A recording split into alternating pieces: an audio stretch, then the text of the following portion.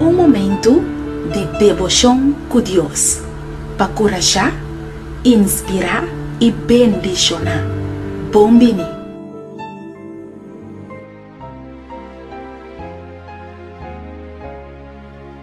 Feliz manhã para aboiar com a bendição de Deus.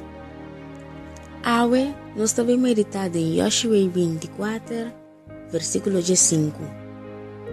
E esta visa, e se está desagradável de vossa vista para servir Senhor, escolhe para vosso mês hoje quem de vosso lo serve, seja é Deus tan que vosso tatanang tabata serve, qual não tabata na outra banda de Rio Eufrates, ou é Deus nan dia Amoreia nan, quem de nan terra vosso tabiba, ma paloque ta ami.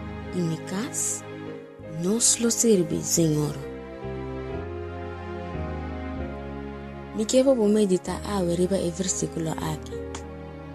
Prometo turcos, agradece Deus para a família qual está formando parte de G. E pedir mais união de família. Para sobreviver uma cadena, com mais trabalho quebrar a vendia de união de família. Pone mais disponível hoje. Você vai estar canal de bendição para a família. Marca a diferença. Dedica tempo de qualidade na família. Sostene outro com palavra não positivo. Faça regalo, carinho chiquito. Sirve a família. Dona outro não man no momento que tem mister.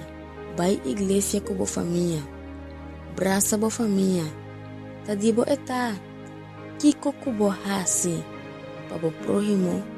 Da maneira para o Senhor botar assim.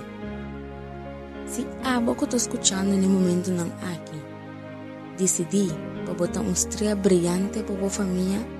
Saco essa que seguro tem afeto positivo. E kunan também.